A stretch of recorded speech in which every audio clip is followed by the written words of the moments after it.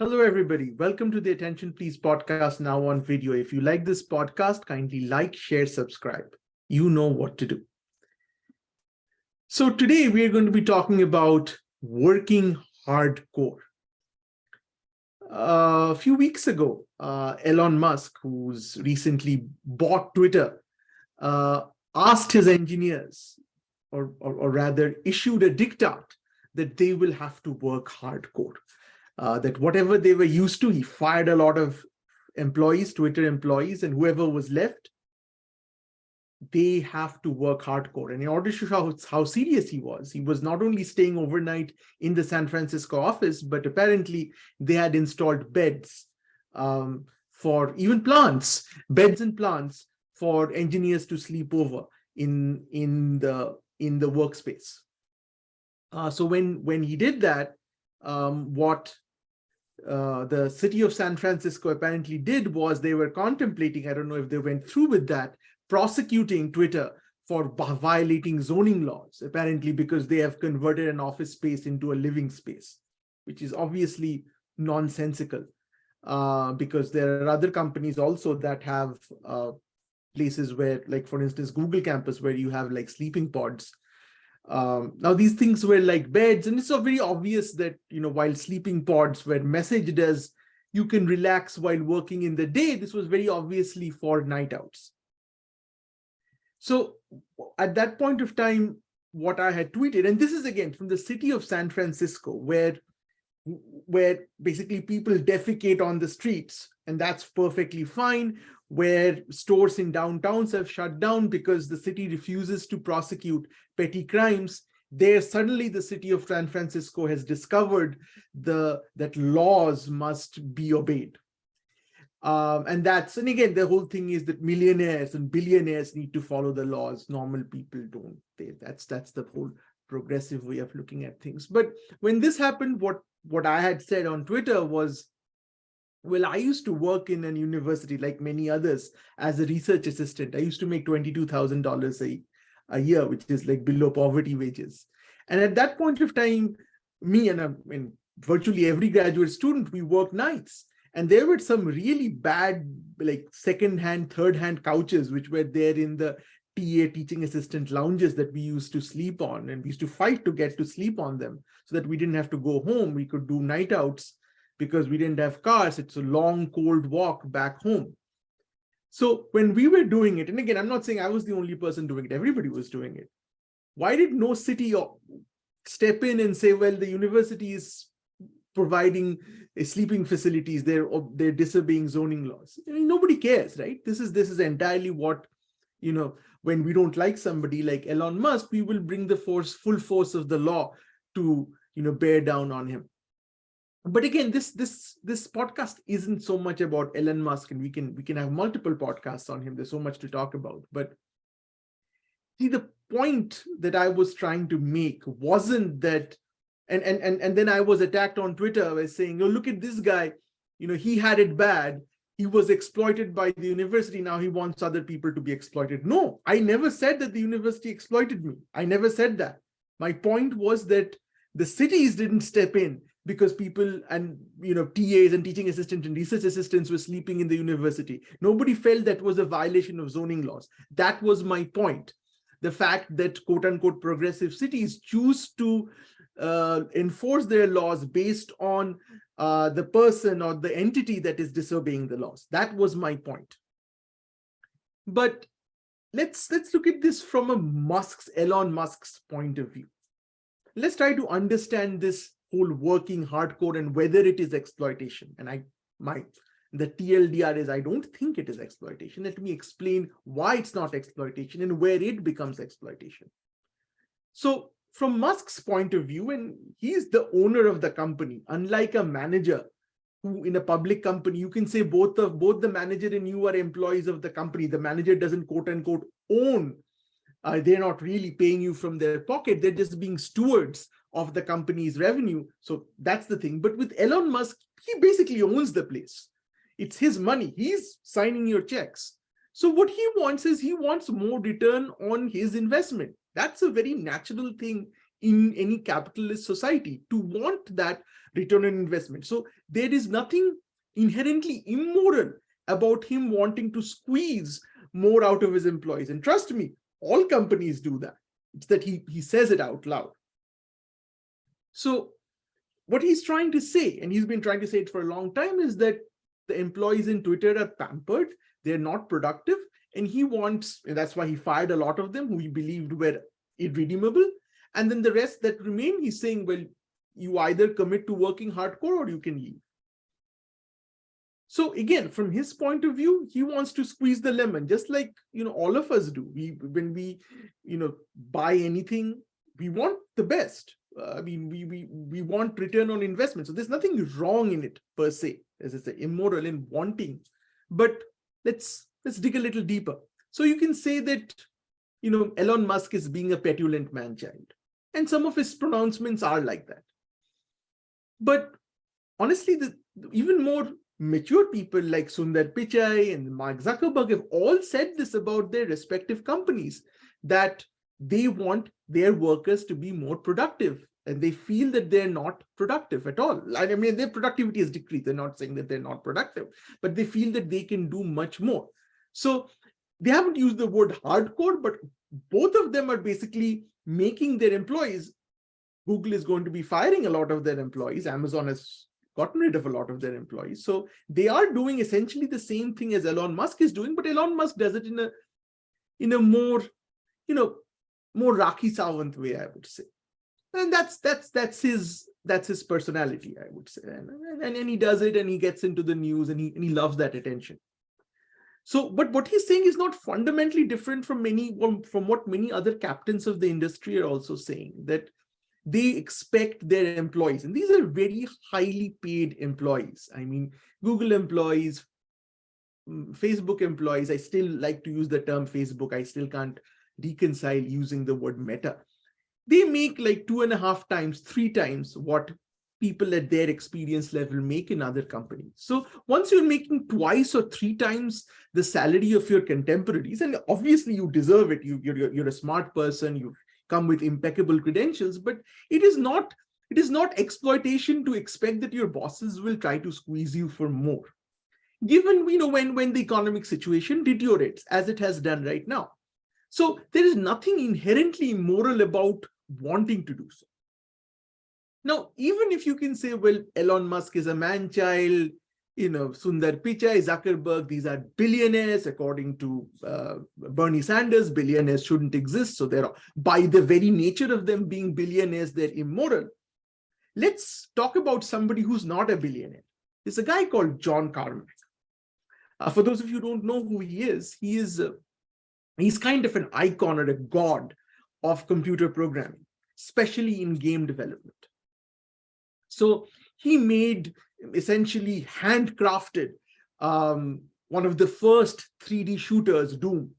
And then he made Quake, which was again another revolutionary game for those ages. So it was not just a feat of programming, it was also a feat of optimization, how to get the most out of the hardware that existed in those days.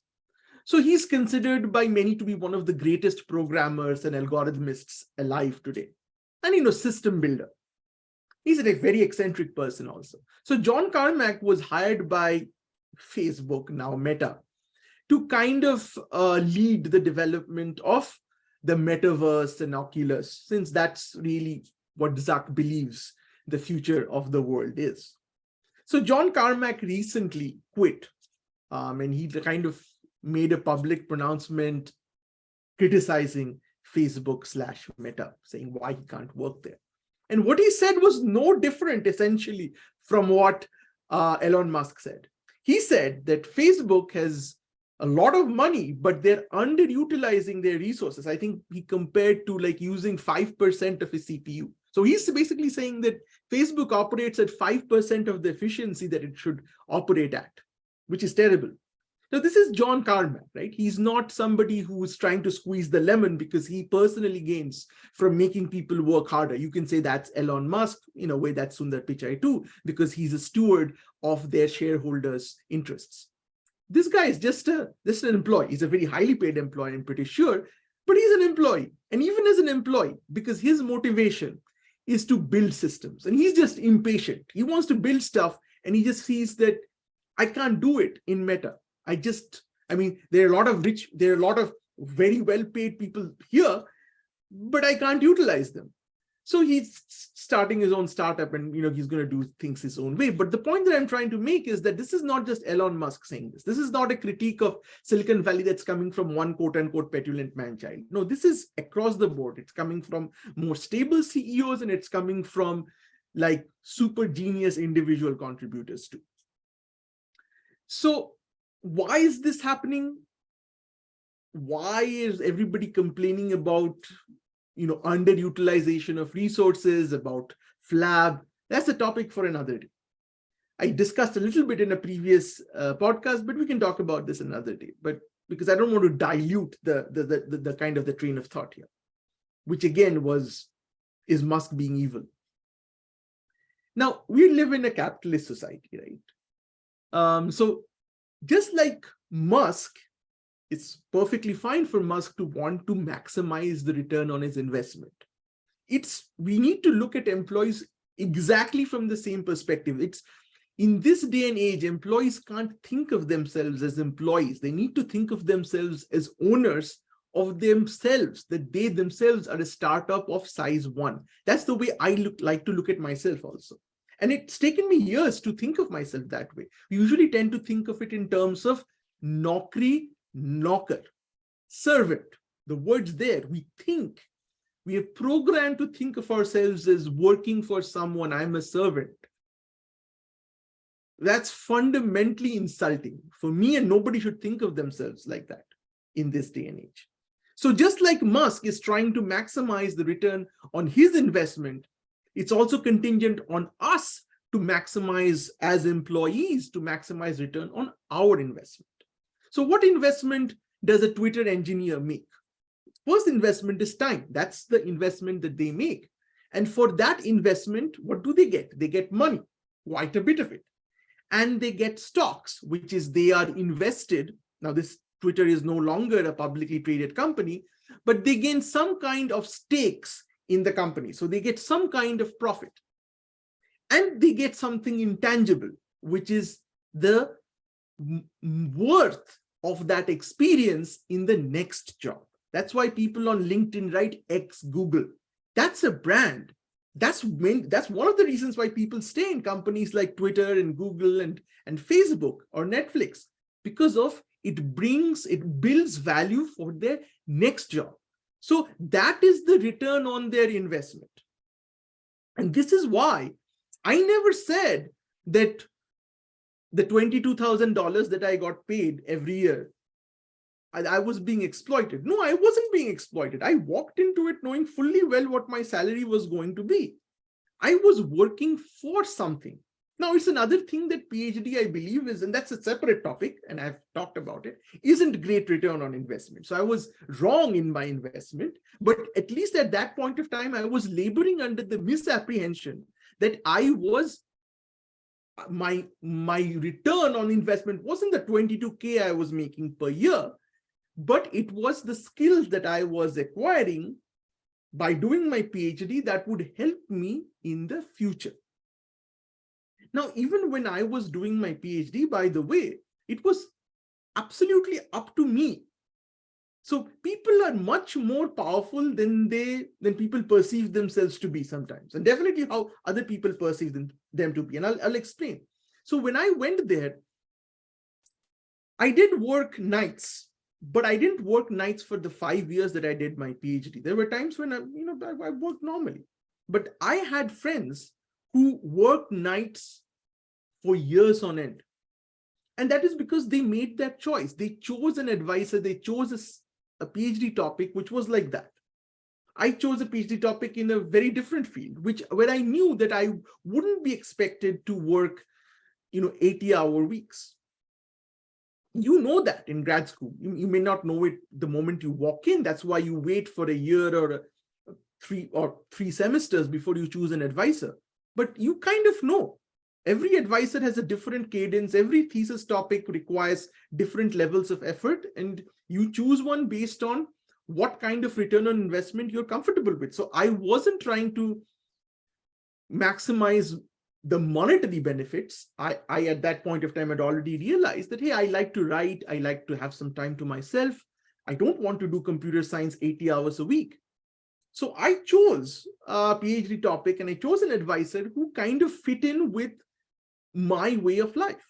And if you as a PhD student can't do that, and sometimes people can't do that, and that's a problem. So I was conscious. I would never say I was exploited at all, because I think that, I made the right choice. Kind of, I maybe shouldn't have done PhD. That's another thing. But I wasn't being exploited. And some people have and that's the way life works. I mean, they make 5 times more money than I do, but they, work their butt off for 5 years. And some of them who work their butt off for 5 years don't make 5 times the salary as I do. But that's luck, and nobody knows, right? So for engineers who are in Twitter right now, it's a similar kind of consideration. Why are they staying?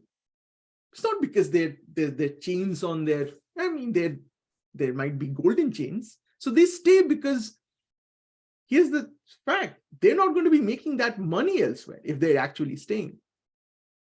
So it's not that, and I mean, that's the reason why they're staying. It's not exploitation. It's them using capitalism to their benefit. There's nothing wrong with that, but it's also not their becharas. That's also not true. So people stay because they won't make that money elsewhere. It's not that Twitter employees won't be employed. They will absolutely be employed. But they're staying because they believe that they are making more money at Twitter. And if we're not, then they can absolutely leave. There's nothing that's holding them back. Or they believe that they have prospects in Twitter that, that they believe that if they stay on in Twitter, they're going to get something more. So it could be experience in technology stack, which they can then leverage in their next job, but there is something which is keeping them there. It's either the money or the prospect of future money, or they're happy with the technology that they're building, that intangible geek thing. Whatever it is not immoral for Elon Musk to expect hardcore work. Just like it's not immoral for them to go and find another job. They don't owe any loyalty to their employer at all. That's absolutely fine for them to say, you know what, I'm not going to work more than 40 hours. I'm going to go elsewhere. Because what happens in a place like Twitter, what happens in these places is that your salary is 3 times what you would get outside. So even if somebody goes and takes your hours from 40 hours to 80 hours, you're still per hour making more money in Twitter than you would make outside. That's the consideration that guides people often to stay in places like this. Now, in some of the better run organizations, and I'll tell you a personal story of a friend of mine who told me this story, is that he said, and he's one of the smartest people I know. He's an amazing programmer himself. And he said that he works in one of these FANG or MANG companies. And he said, I work with, my boss has 5 people like me reporting to him. And he said, this guy is amazing. First of all, he knows the code each of us write sometimes better than we do. If any of us leaves, he can instantly come in and start working on our code instantly. He knows our code to that level, all 5 of us who report to him. But that's not all. After we go home, he starts writing code, and he writes more code than 5 of us combined. And this 5 is, by the way, is an extremely high-performing team. This guy is an extremely smart guy. So he said, of course, he never goes home. I don't know what his family life is, but that's it. And here's the thing. He works like mega hardcore. But he says, I work 40 hours a week, sometimes 50 hours a week. The company compensates me based on what I do. The company compensates him based on what he does. So that's fair enough. And that's why people like that stay. So people who choose to work hardcore are also compensated that way. And again, if Twitter doesn't do that, then Twitter will just lose them in this market. I mean, no, now you might say that the market is a little down because of recession, but this is a 1 quarter, 2 quarters. It'll go away. For the qualified person, they can always walk out. Now you can say, well, H1B and immigration visas are a small part of Twitter problem. It's not that Elon Musk is just sitting on H1Bs. And if H1B is a problem, and it is, green card retrogression is a problem when it comes to mobility of jobs. That's what sometimes people have to stay. Well, this is not Elon Musk's problem. It's the government's problem. Neither the Republicans nor the Democrats have been serious about solving this problem. They keep it that way. So this, again, you can't blame Elon Musk for this. Neither you can blame Sundar Pichai for this, nor can you blame anybody for this, except the government. Now, if everybody in Twitter, all their hotshot engineers believe that, hey, I'm not going to work hardcore, I'm going to work 40 hours a week, and that's it, they'll all quit, right? If there is nothing there in Twitter other than that, if there is no money, if there is nothing that they're gaining, they'll all quit. Twitter shuts down in a day. So Elon Musk won't have a business, and Elon Musk isn't dumb, right? So he won't do that. He's run other successful businesses, so he knows what the limit is. So when he says he's expecting people to hardcore, he's figured it out, what level he can push them. He realizes there's a lot of underutilization in Twitter. And again, as I said, it's not just him, it's people across the board who realize that there is underutilization in some of the biggest companies of the world, some of the hottest companies of the world, which pay the highest salaries to their technical talent. Which brings me to exploitation. Is there no exploitation? There is. There is a lot of exploitation. Exploitation happens when you hear stories of delivery drivers delivering goods for a major company being made to pee in cups because they have aggressive delivery targets. If they don't make those delivery targets, that's a problem for them. So they have no time. They have to pee in cups. See, that is exploitation. So the difference between the two should be obvious. I shouldn't have to say the difference. It's not that these guys make a lot of money and these guys make less money. That's a small part of the problem. The problem is that this worker, this fixed rate worker, only takes the risk, only takes the exploitation, but is never on the upside. There is, he or she does not gain anything from this. The only reason they're doing is to keep their jobs. That's it. Because they don't have an option. Because of their privilege they were born into, or the lack of it. This is the best they can do. That is exploitation. Because delivering this thing does not build value for the next job. It is not something anybody would say we enjoy, delivering parcels. They do so because there are no other better jobs.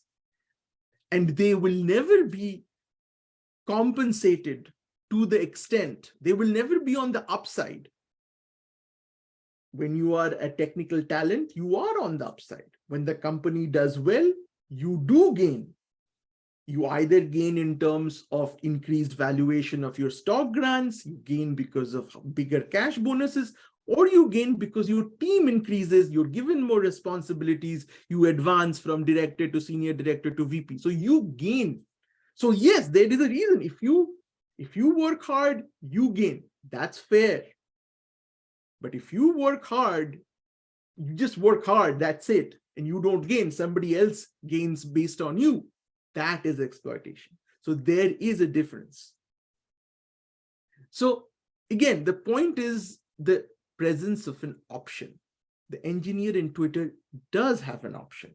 The only reason when they feel they don't have an option is because they feel, if they think that they're actually overvalued, which many are actually, that's where the stress comes from, because many of them know that they're overvalued, that if they go out, they will absolutely get a job, but they will not make.